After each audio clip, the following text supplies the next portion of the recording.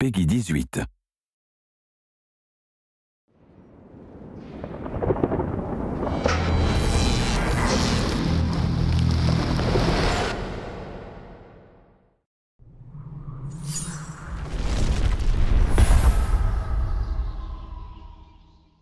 Dating all the way back to the very first Mortal Kombat, I actually worked in an arcade at the time. I remember coming into work and hearing the sound of people going, oh, ah, you know, making these loud screams and yells and cheers because they were seeing something they had never seen before. The reason Fatalities appeal to so many people is these brutal, over-the-top things that, you know, most people never even want to think of doing to someone they know, or even to someone that they don't know. Fatalities are awesome in that it's a perfect way to end a match. It's a good way to show that you dominated over your defeated opponent. It's a final punctuation mark that, okay, I just kicked your ass, and now I'm gonna humiliate you even more. What makes the Fatalities awesome, I think, is the sense of humor to them. And I know it took me a while to get my arms around the mentality of them myself. And it's, you know, they're very graphic and very disturbing and disgusting, but there's an underlying humor to them that, you know, certainly is what defines my favorite ones. And it was kind of what made them enjoyable to work on for me. It was you know, finding that humor and kind of bringing that out, you know, graphically and visually. I think a lot of the casual players, you know, specifically pick up Mortal Kombat, are always looking up, you know, what are the fatalities, how gruesome they are, you know, even finding out, like unlocking them through the game and stuff like that.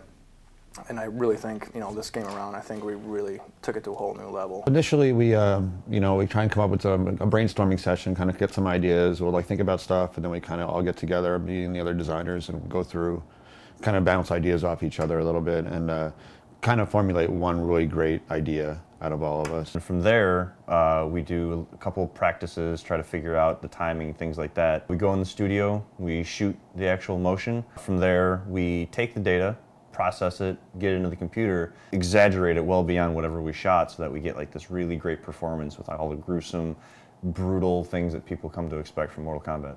So once all of the action had been defined, we would make sure that blood, any of the magic, any of the you know, any of the other visuals that don't fall under either environments or characters would get put into the cinemas. The most fun I had was actually the one fatality, actually in particular, was the Kung Lao. You know, one of the iconic ones that have been used in a lot of the marketing now, when he lays down his hat and, you know, pulls the unsuspecting victim through it. Carlos is you know, he's a huge character in the studio, and he likes to keep the mood upbeat. The best part that I love about these fatalities is I get to beat up on Rick O'Mara, and he also gets to, you know, perform his fatalities on me. I actually remember when we were shooting the Cabal fatality where the victim falls on the hook swords, and you had Tony supporting Carlos as Carlos is falling over, and it was just hilarious because when you look at the raw data up on the screen, you don't see Tony there, so it just, he fell and it looked so perfect. It was hilarious. Maybe about like the third or fourth take, we start getting into more or less of the vision of the actual fatality, and it starts getting amped up with, you know, all that emotional content where you're getting into, you know, like, I really need to stab these knives into these guys' clavicle so that way the lightning will strike. You know, when you're doing it the first or second time, you're like, oh, I really don't want to hurt, you know, the other actor. When the other actor gives you the cue, he's like, hey man, just let go and really like hit my clavs. Having somebody able to draw off of that, and Ed sitting there going, oh my God, that's what I want, I need that, and trying to draw off of that, all that emotional content, and trying to get the best performance.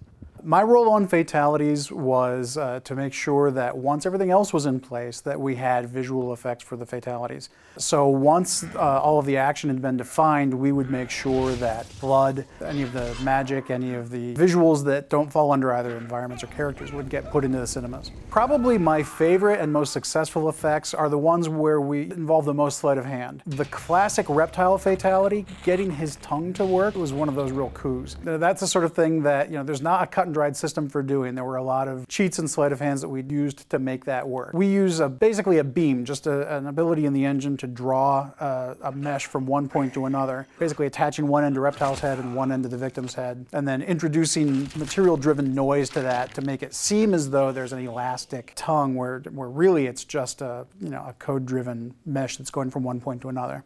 Yeah, some of the key points that we really try to focus on is to make sure that every fatality fits into the same look and feel as the others. We don't want one or another to kind of feel different. Each character had approximately 18 points of dismemberment.